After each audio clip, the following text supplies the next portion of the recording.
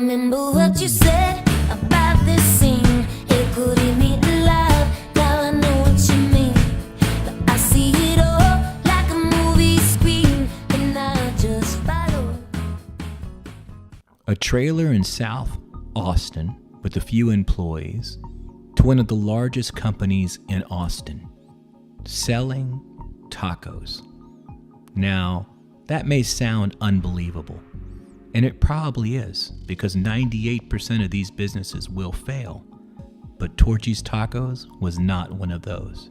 Thanks to incredible ownership and leadership within the organization, showing empathy towards employees, and actually building a family amongst their team, I entered into the corporate offices of Torchy's Tacos with the HR blockchain, really not knowing exactly what to expect. What I learned was fascinating. Marisa Garcia, the Director of People and Engagement, who we came to do our interview with, gave us the most gracious tour of the facility. One of the items we saw was a mural, and in that mural were quotes, and those quotes came from every employee that felt like Torchy's had changed their life in some way. It was a remarkable thing to see. I'm so excited to share this vlog with you. Please subscribe to the HR blockchain. There is so much content. Get your pen and paper out. Learn from the best in the business on how to grow your business. Now on to our interview with Marisa. So, Marisa, Yes. and I'm going to do all my pronunciations the way you would like them, so you tell me.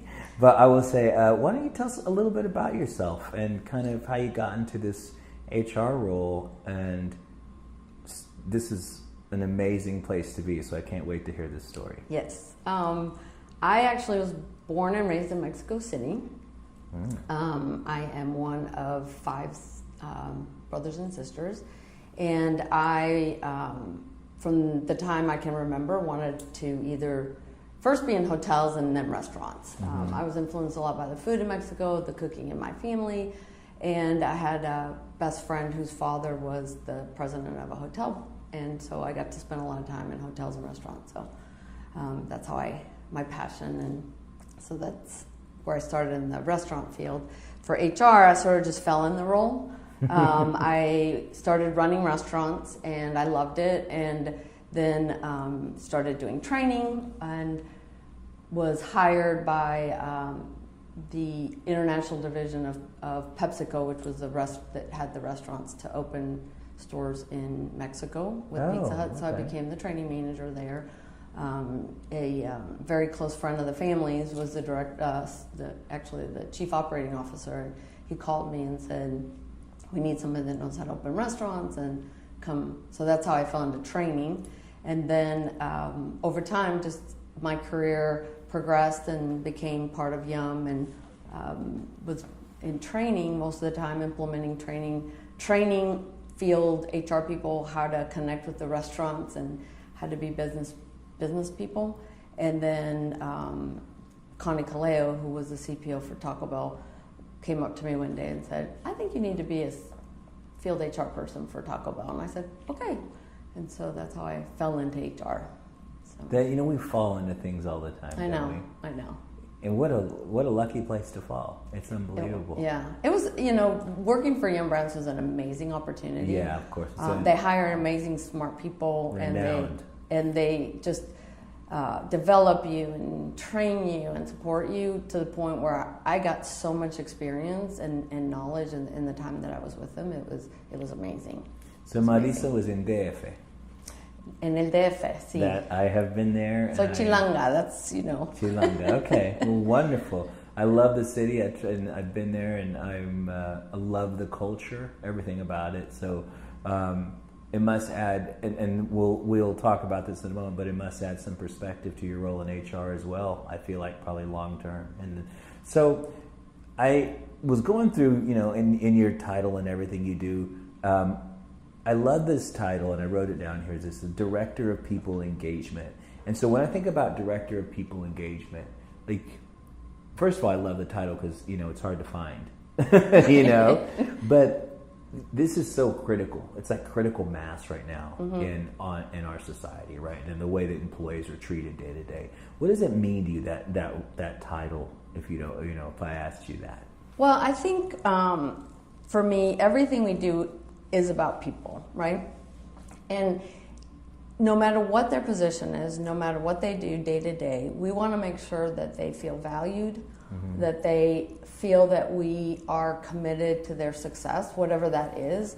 So whatever their personal goals are, whatever their personal needs are, that we are committed to helping them achieve those, and then giving them, I guess, the foundation to get there, either through development or training, but then also creating an environment where they can thrive and grow. Because I believe if you give people an environment where they can thrive and grow, they're gonna give you 100% of who they are every day. So it's about, I heard somebody once say that it's about allowing people to bring their whole selves to work every day. And that means if their family, getting to know their family, getting to know their friends, getting to know more about them. And that's something that I have always embraced. I think from the time I started running restaurants, at the beginning, I always tell people I was not a very good manager because I was very focused on, running a great kitchen, and I was very, very nice, I think. Yes. And I learned early on by a very great general manager that, if your people don't like you, you're not going to succeed. And it's true, So to me, it is about making people happy. People ask me that all the time, and they're like, so what do you do? What does, the director of people do? And I'm like, I make people happy, but you can't really put making people happy as your title, I guess. I'm going to follow up on that question because that was such a great answer. I mean, thank you for that. So there's a community of people that'll be watching this, right? Taking notes, trying to learn from what you can do. And so when I think about, you said, we make people feel valued. We make people feel like there's a direction in the career that they're headed, right? I go to Torchy's a lot, you can probably tell. And my kids, everyone, we all, it's a national treasure in Austin. I'll say that, we love it. But what is when the rubber hits the road on this, what are some of the practices maybe that go into making an employee feel valued, to have maybe that idea of where their career might go within Torchy's? I'm going to just give you a quick diatribe here. I walked in the door. I was greeted by one of the most incredible people I have ever been greeted by. Amazing. Amazing. Yes. And I feel that at every restaurant. I just, in our little chit chat prior to this interview, I was in Colorado. Bartender I had. Not that I drink a lot. Who does? You just test. Yeah, I was just testing. You're tasting the tequila. You got margaritas. it. You got it. Cruz Azul is the best. But anyway, I went in there, and it's the same. Had the same feeling. This is remarkable. So you're making. There's something that, and this is leading to my question. Best practices. People who are going to watch this video and say, "Oh my gosh, I want to learn."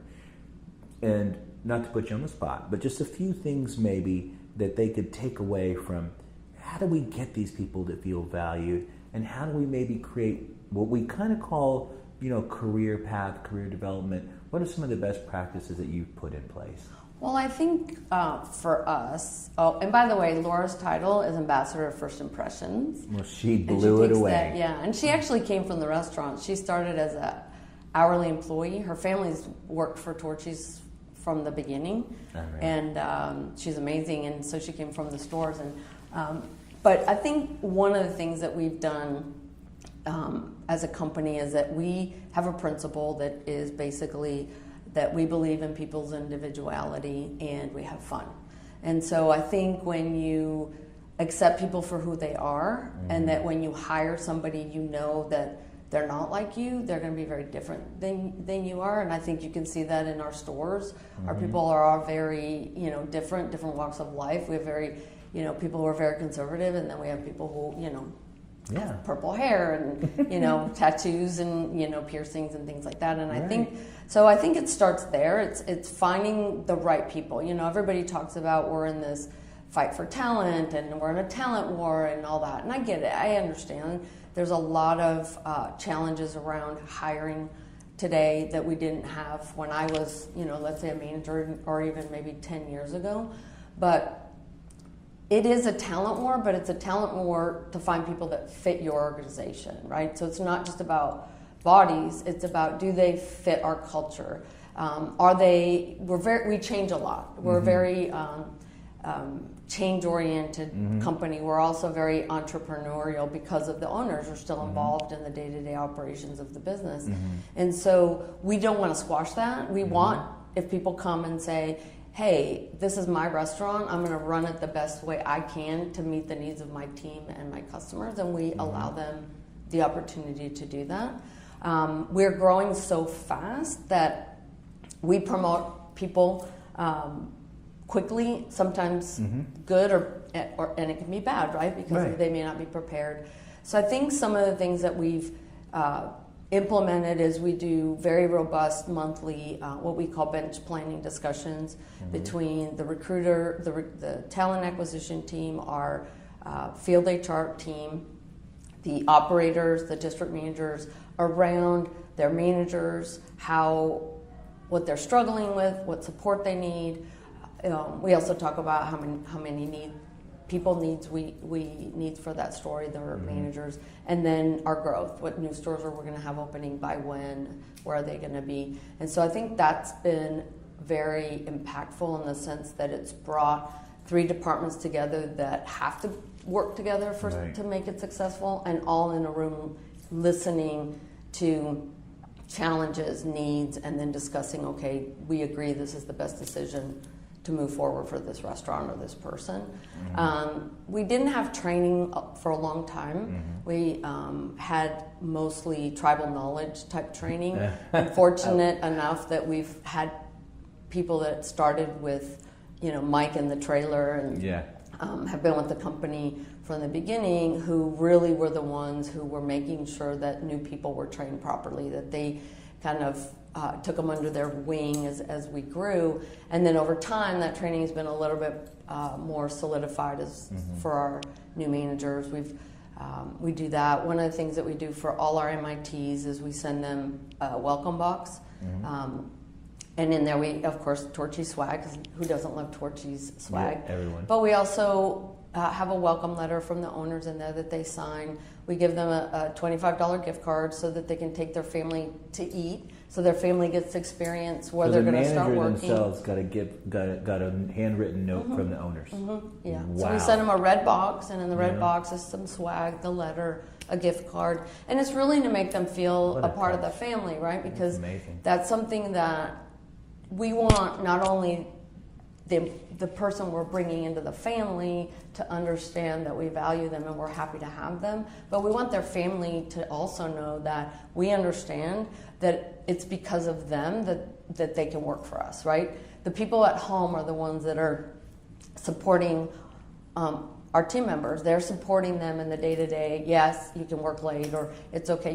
Being married to somebody in the restaurant business is not always easy due to the challenges of the business and hours and, the stress. You get calls all the time, if there's a situation. And so having somebody at home who understands that, who supports you in that is critical. And so we want to make sure that the family also feels the welcome to our family, because we do believe that everybody is family and we treat people like family, and that's one of the things that has been a part of this company before I even started. And my role has been really to nurture that, and so I think that's an important piece of it. We do our onboarding here also.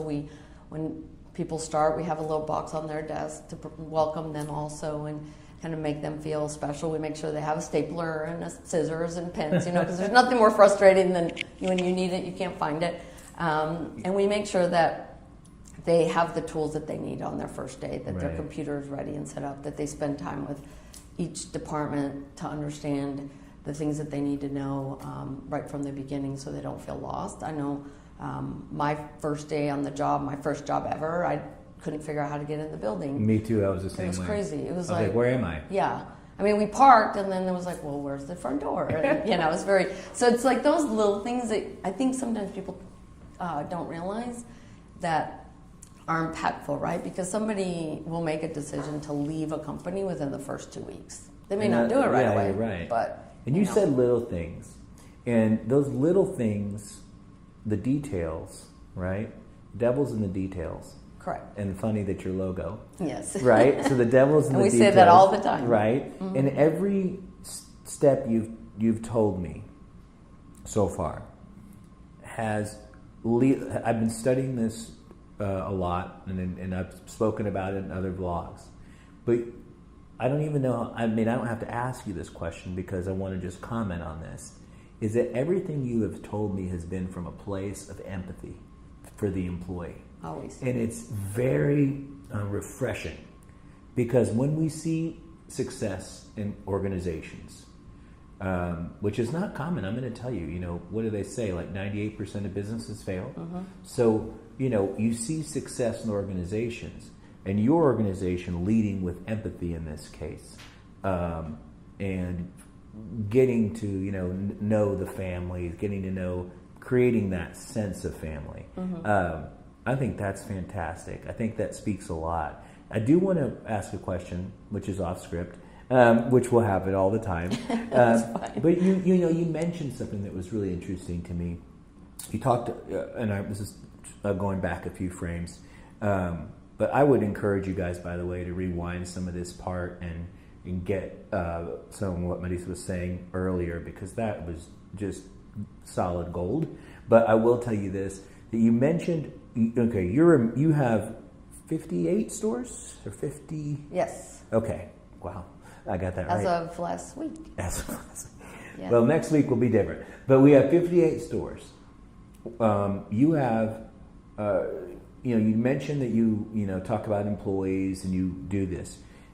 Are you doing this through some type of technology? Are you guys getting together and like a WebEx or a Zoom meeting or conference calls? How are we, or is it more based on the district managers? And I guess that gets to the question is, how does that culture disseminate down into the stores? Because how did I have the same experience in Denver, Colorado, mm-hmm. right, that I do, everywhere I go in Austin, mm-hmm. From any location to the front reception. Right. So the idea is, I'm asking, is it leadership pushing it down, and is it your HR team training leadership pushing it down? What's the best practice that maybe, if someone wanted to try to build a culture like that, which I know it's not easy, right? It's not. There's no magic wand. But if you were going to give a couple of tips and say, hey, I have clients personally. I have HR people come to me all the time, and they have multiple stores in multiple states, and they want to be able to, recreate that experience. So the question is, like, how have you done such a good job at it? Well, honestly, I really can't take credit for it. I inherited this, the culture in a sense. The owners, were and still are involved, even though we've now brought in GJ as our CEO, who's mm-hmm. Equally committed to people and truly believes in what we believe. But Mike started it, the whole right. passion. I mean, Mike is all about the family. I mean, the people who started in the trailer with them still work for us. And then the owners and a lot, they're all very fun. They're all completely different people, yet they work together and they work well together. And so when you see that, and then they ran restaurants when they first started, and then the people who worked for them over time became general managers and sort of became the next, I guess, group of people that were going to take that culture through. So it's almost organic, what you're telling me. It is. It has been very organic, and I think it's been purposeful in some instances, as far as making sure that we have our principles in place. And Jay was the VP of operations, and now he's the chief innovation officer. Why can't Chief I say that? Innovation Officer. There you go. Yeah. He always talk every year would talk about, we have a focus. We want to make sure, and those focuses always revolved around our guests and our people. And so it's been perpetuated, but I think also it's our district managers, our regional managers who live the culture every day, embody it, have then allowed the rest of us, as we've joined the organization, to feel it and be able to then translate it. And so it's almost like, if you look at the why we exist as a company. I love the why, yeah. Then our job is to do the how. Like, how are we going to get that why through and deep? But, the culture was there. And so then as I came in and other directors, it's been more of our job to nurture it and make sure that it's maybe brought to the forefront a little bit more. We actually do a class here. We call it the Damn Good Culture. Yeah. And we bring all our new managers, including our support staff, and they spend 2 days here. They get to know kind of the vision of the company. They do a Q&A with the owners and GJ. We have them do a scavenger hunt where they have to go out into Austin and they actually see the progression of our stores. Wow. From it used to be the trailer, but that we had to close the trailer, so they start with the store we call El Paso, which is the one on South First, and then they end up at our Mueller location, which has the full bar, which is more of our newer pieces. And they get to see Austin. They get to kind of see fun things. We have them do little things at every store around our principles, and then they come here and we do some cooking in the trailer over there and that kind of stuff, which actually the one in the parking lot's the original trailer. Right. And so they get to kind of feel, and they meet the directors, and we talk to them about leadership and being there for their teams and what the culture means to them. Why did they join the company? To kind of get them to understand and feel that it's not just them that feels that connection, that it's really everybody. So we've done that. You put them now in alignment with your organization. Yes. And I mean, that's fantastic. What an incredible way of getting these managers into the... So if I'm a manager in Colorado, I'm coming to Austin and feeling it. That's unbelievable. Yeah, and they come for 2 days.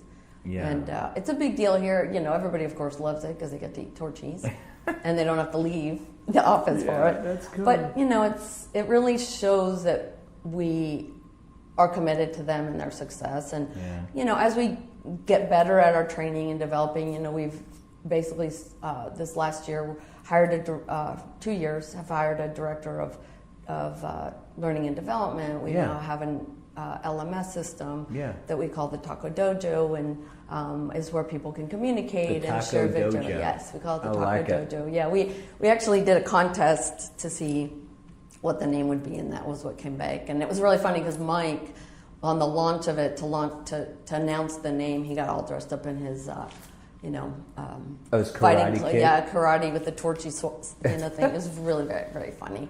And then so we That's we have wonderful. that piece of it. And the funny thing is, we employees will have competitions as to who can build the best taco, or they recognize each other, or they do videos, training videos of how to build the perfect taco, and they're very funny. So obviously, anyone who's watching this at this point, you are intrinsically passionate about people. Yes. And this company. And this company and its success. I feel that just your energy is amazing, and I'm enthused about it. Like, I'm ready to come work here.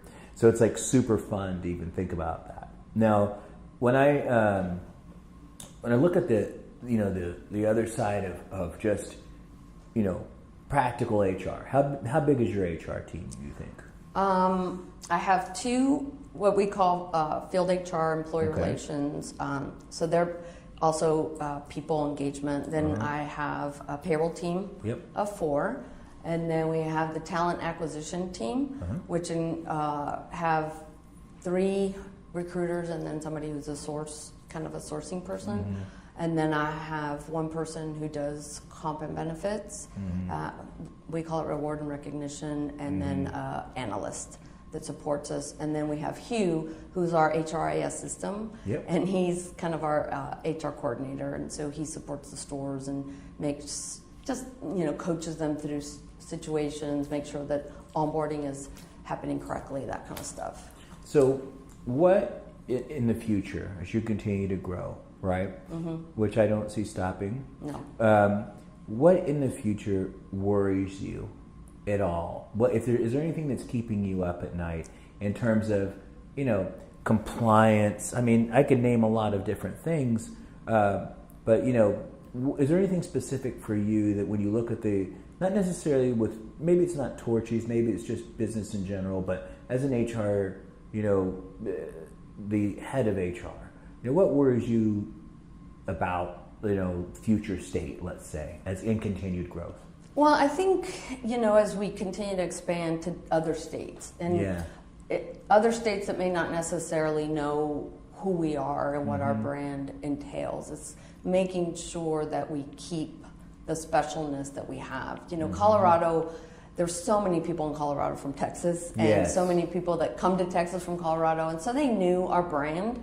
Probably, granted, not as much as they do here in Texas, but they knew us. They embraced us. We had people waiting in line, for hours in 27-degree weather in the snow when we first opened our first location, and so we have that. Know as we grow, it's that how do we make sure that the people we bring in that live in those states that may not necessarily know who we are, how do we have them embrace us when maybe it's not feasible for them to come to Austin and train right away, or maybe as you get bigger, how do we keep that connection with those people? So I think that is a worry that I have, right? And I think all the owners have. We want to keep it be special, but yet still allow everybody in this country to taste our tacos and understand how special we are at the same time, right? Absolutely. And so then I think the other thing, obviously safety is always, the safety of our team. I take that very seriously. And so in the changing world that we have and the situations that we find ourselves in, is just making sure that our teams are constantly made to feel safe and secure. And so that keeps me awake. Have we thought of everything? What's the contingency? What's going to happen? Are we prepared for a crisis? You can't think of everything that's going to possibly happen, but do we have a plan in place if something happens? Do our people know that they're going to be supported? I think that's an incredible statement that you just made, because it went away from you, which was, then I see this. I see, how's that going to impact my job? How's it going to make me look? And you just said, are our people going to feel supported? So I really, really want that to be heard. And I'm sorry that I interrupted you. No, that's fine. Because it's very critical that people that want to excel in this career and excel in their HR careers, lead from that empathetic place that you're coming from, which is really hitting me. So I don't know if you noticed. Well, yeah, and the thing that we've always strived to do, and I think I was raised in a family where family came first at all costs. Right. You didn't. If family was having a party and your friends were having a party, you weren't going to your friend's party. You were going to the family party. And actually, I love being around my family, and so I've always looked for places where I work to be my family. And I connected with those people, and I care passionately for the people that I've worked for in my whole career. And so here it's important that people can look up and say, I'm in trouble, I can call, and they will help me as best that they can. And so I think where it really drove home, over the last 5 years, we've had employees who or find themselves in situations where financially an emergency or an accident, right? And a lot of times we hear about it through their manager, either saying, hey, can we do a fund? Can we ask people to, give money? And we've been able to, fortunately, the owners have been able to say, okay, yes, we have some money. But I think what it really hit home was Harvey. We had so many employees impacted. Our stores, were shut down. And we, as a company, as everybody knows, continued to pay our employees even when our stores were closed. Yeah. And we, of course, opened them as soon as we could, and then we're able to then, bring them back. But the last thing we wanted people to worry about is paying their bills or their car payment or feeding their family and worrying about a paycheck when they're losing everything. Yeah, and this is Hurricane Harvey, to put that in context nationally, in case you guys have forgotten about that. Yeah. It happened in the Houston area. That was devastating. It was just a very bad event, horrible event for us. And then, the employees, our Kingwood location was the one that took us the longest to open because, it was practically underwater. If you go in there, we have a sign showing how tall the, water was. We were able to relocate some employees to some of our existing stores. And then the ones that just couldn't because of driving. But I think one of the things that happened too is when we went out and talked to the employees, we found that we had employees where both spouses worked for us, and they lost their only car that they would then share, clothes and beds, just for their children. And we just wanted to do something. And we had so many of our employees from Houston and Dallas and even Colorado saying, can we send clothes? Can we send stuff? Can we donate our vacation hours to them so that they can be paid if they need to take time off? That's unbelievable. Everybody wanted to do something and help. And so, we started thinking, how can we help people? And so, and the interesting is so many times our employees who are needing help are so humble, they don't want to ask. They feel like... Is that a cultural thing, you think? I think part of it is cultural, but I think also it's, there's so many other people that are worse off than me. A lot of people are like, Wow, that is really and neat. so we, what we did is we asked people to say, what do you need help with? What happened? And then we were able to give, we didn't have a lot, but we were able to give what we could to those employees to hopefully help in some way. We couldn't replace a car, we couldn't, do things. But so that to us said, we have to do more. And so this year we've been working on creating a foundation funded by employees for employees. Wow. So that we have a formal way for people to ask for help and a formal way to then be able to give the funds that we have raised That in is order for that. outstanding. So I'm going to that's what repeat we're that. doing. That you guys, so Torchy's has created a foundation. Well, we're in the process of creating a foundation that's employee based to help other employees. How much can we learn from that as a society? That is an unbelievable piece of content. Well, you've given me so much today, and we always try to have a little fun. Okay. So I might put you on the spot, and if it doesn't work out, don't worry. We'll repeat it out. But I'm going to throw a couple things at you. Okay. If you're not eating at Torchy's in Austin, where do you want to go eat? Fonda San Miguel. I was a waiter at Fonda San Miguel. Really? All through college. Love that place. Love it. And it was a fantastic place. I grew up in the restaurant industry, by the way, which is why I have such a passion for it and a passion for people and their experience in the restaurant. So I really sympathize with you there. And it was, I loved it because I got to speak my Spanish fluently and learn about all the different regions and the food. Yeah. And Tom, who was the owner, and Miguel, who since passed, Fonda San Miguel was an amazing place. So I'm so, what a great, I probably waited on you. I'm not even kidding. Yeah, I love that probably place. did. Well, fantastic. And then, what are fun things to do in Austin? What is one of the most fun things you like to do?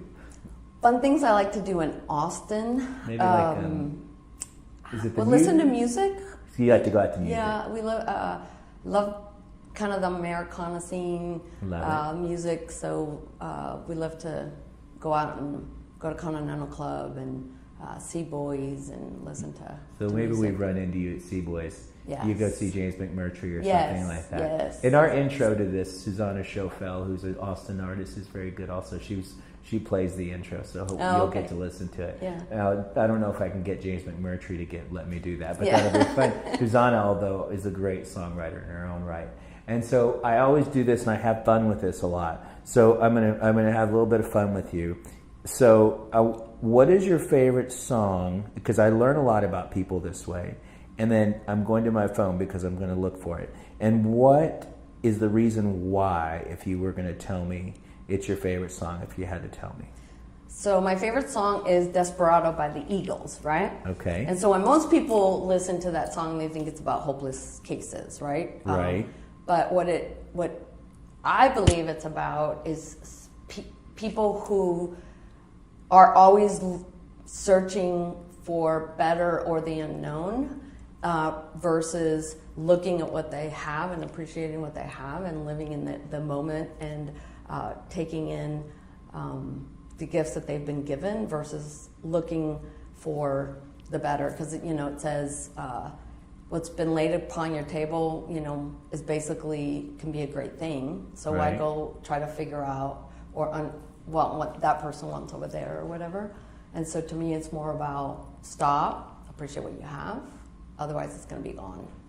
And so that is your favorite song. It is. So I have to find it on the Greatest Hits album.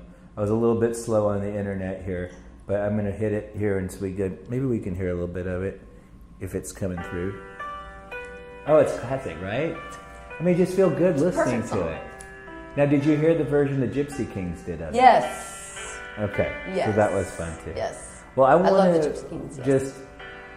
I'm so humbled that this interview has happened. The HR Blockchain is so grateful. We are grateful for this song. If I play it too long, guys, I always mention I get sued, but I'll let it play for just a little while longer. And I will tell you that we're grateful to you guys in the Austin community. We know what you guys get back to.